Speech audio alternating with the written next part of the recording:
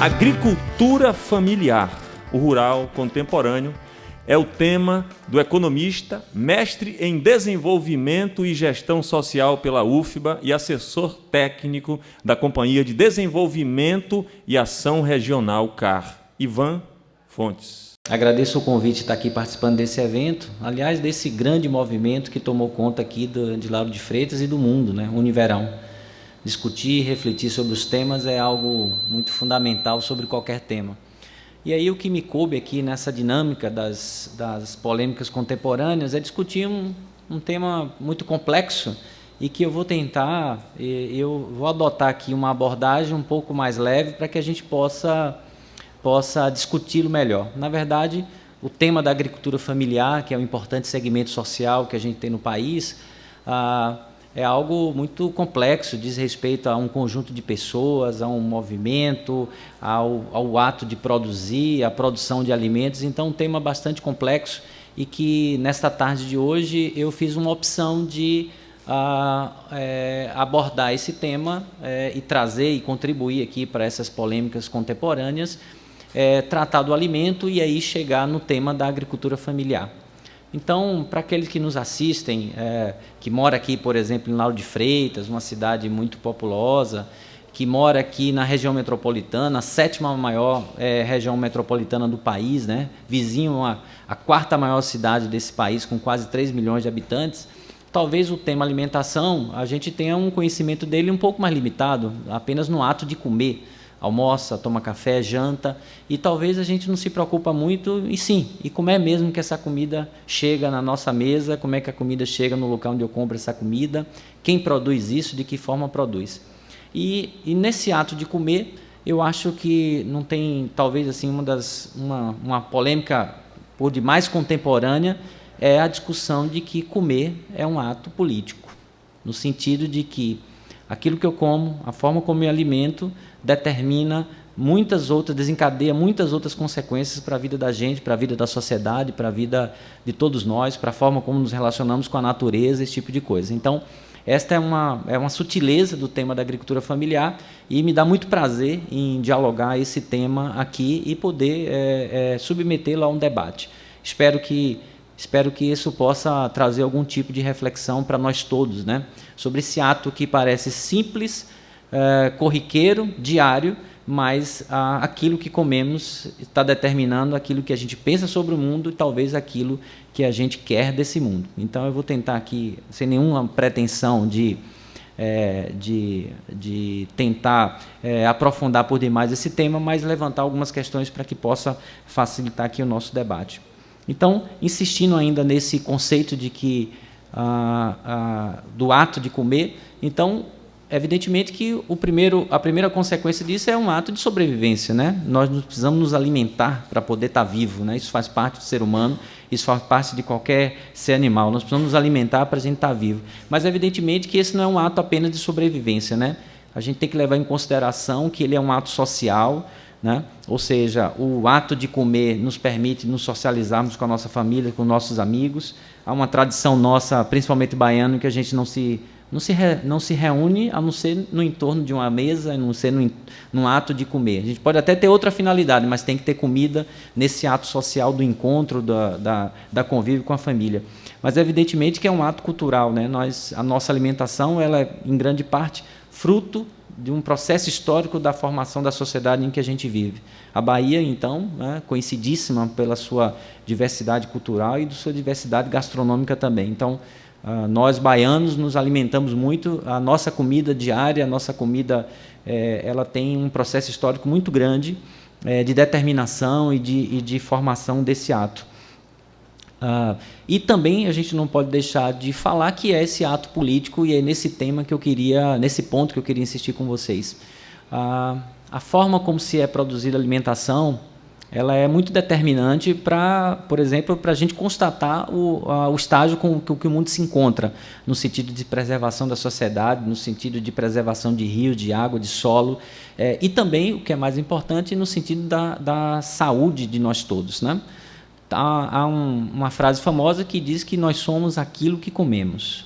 Então, essencialmente, nós somos aquilo que comemos. Então, a nossa forma, o estágio da nossa saúde, a nossa disposição, ela é muito dependente e muito consequência daquilo que nós nos alimentamos. Então, e o mais importante que isso é a forma e aquilo que nós alimentamos, ele pode causar consequências não só de forma física e da nossa saúde, mas ele traz consequências e determinações para a sociedade em que a gente vive. E eu queria ampliar um pouco isso. De forma geral, a sociedade atual, a contemporaneidade, nos impõe uma comida com uma determinada característica, ou seja, ela tem um determinado padrão. Nós queremos comer de forma rápida, alimentos produzidos e processados de maneira rápida, saborosos, e esse sabor, muitas vezes, ele é a custas de muita produto químico misturado a essa alimentação, então, que faz realçar algum tipo de sabores, que faz criar sabores que não são naturais daquela alimentação. Mas, ou seja, hoje a sociedade, por uma série de circunstâncias, pela falta de tempo, pela praticidade, pela economicidade, a sociedade se alimenta mal. Né? Por quê? Porque ela deseja um alimento fácil de se comer, rápido, em que se age em qualquer esquina, e a gente não reflete muito sobre consequências para nós, no sentido da saúde, e a gente também não reflete muito sobre a forma de produção daquele alimento e a consequência disso para o mundo que a gente vive. Então, nós podemos ser muito taxativos nisso. A depender da alimentação que a gente priorize para a nossa vida, nós estamos determinando consequências gravíssimas para o meio ambiente, para as pessoas, para as cidades, para os municípios e para o meio. Agora, aqueles que nos assistem podem estar perguntando, mas o que é que eu tenho a ver com isso? Né? Eu estou aqui em Salvador, eu estou em Lauro de Freitas, eu nem sei onde é que produz alimentos, nem conheço o agricultor, nem conheço o produtor dessa alimentação, e a gente precisa fazer isso. O meio rural, o meio onde se produz os alimentos, ele é muito determinante para a história da Bahia e para a história do Brasil. Apesar do que a mídia e apesar do que a história tenta nos convencer, nós vivemos num país essencialmente agrícola, nós vivemos num estado essencialmente agrícola. Então, ou seja, a nossa cultura, a nossa economia depende muito daquilo que é produzido no campo, aquilo que é produzido pelas sociedades que vivem no meio rural. Então, talvez essa sociedade rural, aquilo que acontece no meio rural, isso é muito determinante para a vida da gente, mas nós fomos convencidos nas últimas décadas de que o país, de que a Bahia é uma grande metrópole, de que as pessoas vivem apenas nas cidades, e que o campo, a roça, o meio rural é apenas aquele ambiente onde se produz alimentos que não tem ninguém, que é o sinal do atraso, é o sinal daquilo, é onde não existe o serviço de qualidade, onde não existe a educação. Então, normalmente, a gente caracteriza o meio rural, que é o lugar onde se produz alimentos, a gente caracteriza como um lugar onde não tem saúde, não tem educação, não tem a estrada adequada, não tem o meio de comunicação, não tem a internet boa. Então, ou seja, é o lugar de muitas vezes da negação. E quando uma polêmica contemporânea é essa rediscussão de um conceito mais contemporâneo sobre o meio rural. Ou seja, é um lugar que tem gente, igualmente aquele que mora na região metropolitana, alguém que mora, por exemplo, na capital do nosso estado, que tem direitos e que tem demandas e que a gente precisa suprir. E que tem um papel social bastante importante, ou seja, produz aquilo que toda a população deve consumir ou precisa consumir. Então, ou seja, a sociedade contemporânea de hoje tem uma dependência enorme, uma questão de sobrevivência, depender da população que vive no meio rural. E é importante dizer para todos que nos assistem, só relembrando, que dentro dessa população que vive no meio rural, e aí tem um segmento social importante chamado de agricultura familiar. É um segmento social reconhecido por lei, com direitos, com identificação, com acesso diferenciado ao conjunto de políticas públicas e que, tanto na Bahia quanto no Brasil, tem uma grande responsabilidade que é colocar aproximadamente 70% em média daquilo que comemos vem desse segmento social chamado agricultura familiar. Então, ou seja, a despeito desta padronização alimentar que todos nós somos vítimas, ou seja, a priorização pela economicidade, pela praticidade, pela rapidez, nos leva a comer alimentos altamente processados, práticos de se comer, mas que não guardam neles nada de bom, seja para o nosso organismo, seja para o mundo e para o ambiente no qual ele é produzido. Então, essa é a nossa realidade, eu diria que usual. A tendência da sociedade é ampliar ainda mais o consumo desse tipo de alimento por essas razões que eu já coloquei. Agora, a gente não pode esquecer que esses alimentos padronizados e essa padronização do alimento, eles são conformados ali por 3 coisas básicas. Nós, de vez em quando, nos alimentamos de coisas que nem sequer é alimento, pessoal. Nem sequer é alimento. É um conjunto de coisas processadas que já deixou de ser alimento há muito tempo, lá na sua origem. Então, ou seja, muitas vezes aquilo que nós comemos que são extremamente saborosos, extremamente convidativos, extremamente práticos, em cada esquina tem uma pizza deliciosa, em cada esquina tem um sanduíche delicioso, mas nós estamos falando aí de coisas ultramente processadas, então, ou seja, deixou de ser alimento lá na sua origem. Nós estamos falando da agregação de 3 coisas que causam muito malefícios a nós, seres humanos: sal, açúcar e gordura. Então, essa é a essência das comidas que nós usualmente utilizamos, e dos aditivos químicos, né? Ele é essencial para fazer com que um determinado alimento consiga ficar na prateleira do supermercado 2 anos. Ora, parece mágico isso, você pegar uma carne, você pegar um leite, você pegar algo que dure 2 meses, 3 meses, 6 meses, sem que ele possa estragar. A mágica para que isso possa acontecer é uma mágica muito perversa e muito danosa à saúde de todos nós. Então, nós estamos falando aí desse nosso padrão alimentar de hoje, essencialmente carregado dessas 3 coisas, de 3 características: ultramente processados, com uma composição com coisas que fazem muito mal, o açúcar, a gordura e o sal, que são responsáveis por muitas das doenças modernas que nós temos, e também para muitos aditivos químicos. Aí eu trouxe um dadozinho para continuar nos assustando, né? O Brasil é o país que mais utiliza agrotóxicos na produção de alimentos. Nós estamos falando aí com dados de 2015, essa fonte eu tirei da Abrasco. Nós consumimos aproximadamente 1 bilhão de litros de agrotóxicos. Então, esse 1 bilhão de litros está na terra, está nos rios e está correndo aqui no nosso organismo, né? É para onde vai esse 1 bilhão de litros de agrotóxicos que nós temos no Brasil, dados de 2015. Então, é muito sério. A gente bate todos os recordes de todos os países do mundo. E mais grave que isso, o Brasil tem uma característica que é utilizar agrotóxicos que já estão banidos em outros países há muitos anos. E a gente continua insistindo aqui na produção de alimentos, utilizando vários herbicidas, vários pesticidas e vários fungicidas.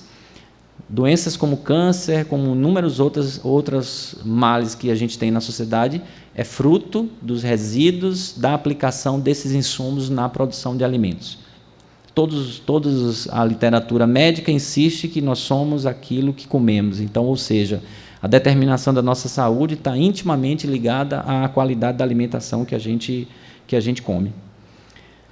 Qual a alternativa? E aí eu já queria, para caminhar para metade da minha fala, qual é a alternativa que nós temos? E a alternativa que nós temos é que a gente possa, no ato de comer, incentivar que nós tenhamos aí sistemas produtivos que sejam justos, que sejam equitativos, que sejam saudáveis.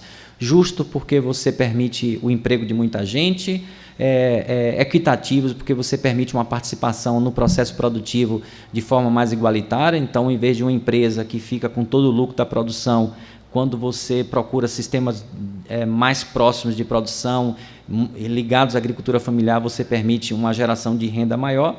E nós estamos falando de coisas saudáveis. Essa é uma relação muito direta e não adianta subterfúgio. Quando a gente se refere à alimentação saudável, essencialmente nós estamos falando de agricultura familiar. Então, esse é o aspecto que eu queria chamar a atenção para o tema principal aqui dessa polêmica contemporânea. Para que a gente possa ter acesso a uma alimentação saudável, nós dependemos unicamente da existência de um segmento social que eu falei que, por exemplo, na Bahia, são 4,5 milhões de famílias, de pessoas que são categorizadas como agricultores familiares. Essas 4,5 milhões de pessoas vivem em aproximadamente 700 mil propriedades rurais que nós temos aqui na Bahia. Então, ou seja, é um segmento social importante, é um segmento social de quase 1/3 da população baiana, vive no meio rural, produz o alimento que a gente vive. Então, ou seja, o ato político de se alimentar pode ser determinante para uma boa sobrevivência desse quase 1/3 da população baiana, no sentido da geração de renda. E o ato de se alimentar, se a gente opta por um alimento mais saudável, ele é responsável pelo restante, pelo conteúdo de toda a população baiana que precisa comer. Naquele raciocínio que eu falei que ele é muito direto, sem subterfúgio, quando a gente fala de alimento saudável, nós estamos falando de agricultura familiar. E a opção que eu fiz para essa rápida apresentação, da que a gente possa falar de agricultura familiar de uma forma que todo mundo possa compreender de forma mais fácil, é essa. Alimento saudável ele é igual, é sinônimo de alimentação saudável. É onde você tem a produção orgânica, é onde você tem a produção agroecológica, é onde você tem a produção de produtos mais in natura. Então, ou seja, essa agricultura familiar, composta por quase, como eu já falei, 700 mil famílias somente aqui na Bahia, né? Então, ou seja, esse conjunto, esse segmento social que muito recentemente ele conseguiu ser enxergado pelas políticas públicas. Nós já tivemos muito debate no dia de hoje e quase todos os temas têm que se referir ao tema da política pública, ou seja, o Estado brasileiro ele tem que ser responsável pela valorização e pelo financiamento de muitos temas. E nós estamos falando aqui de um tema, de um segmento social que precisa estar inserido nas políticas públicas, para que ele possa sobreviver, para que ele possa produzir, para que ele possa ter acesso aos insumos necessários para essa produção. Então, os números que eu trouxe para vocês aqui demonstram que nós estamos falando de um segmento social e econômico muito importante.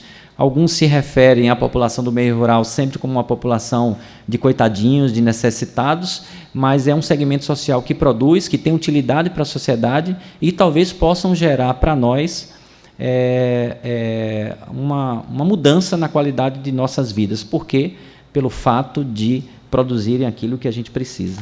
E, para encerrar, eu queria acrescentar uma segunda polêmica contemporânea. Se comer é um ato político, apoiar a alimentação saudável também é um ato político, né? Então, ou seja, isso é de mais importante.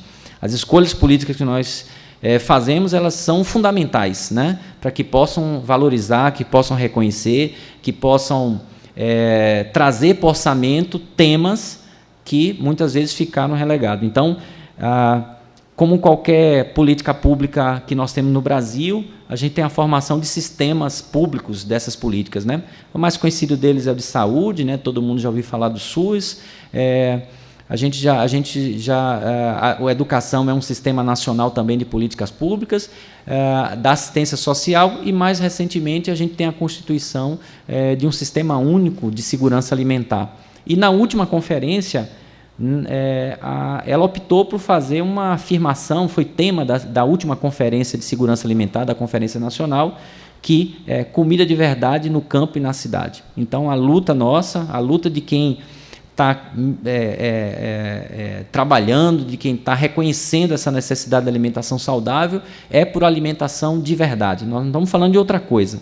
Nós simplesmente temos que fazer essa grande distinção entre os processados, que deixaram de ser alimentos na sua origem, e nós estamos falando de alimentos de verdade, né? Para quem vive no campo, para quem vive no rural e para a população que vive nas grandes cidades, nas pequenas cidades, nas regiões metropolitanas. E eu queria insistir com isso, né? No ato político que é desenvolver, que é fortalecer, que é incentivar tanto o segmento social, agricultura familiar, quanto o processo produtivo, quanto ao convencimento da população e o esclarecimento quanto às refeições, quanto ao bom ato de se alimentar.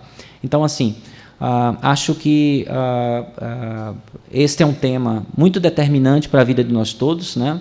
A alimentação é um ato básico de sobrevivência, mas ele é muito determinante para a nossa saúde e ele é muito determinante para o mundo que queremos. Se a gente opta por uma alimentação processada, concentrada, que não é alimento, nós estamos fortalecendo as grandes concentrações, as grandes aglomerações do capital, nós estamos talvez influenciando, eu diria assim,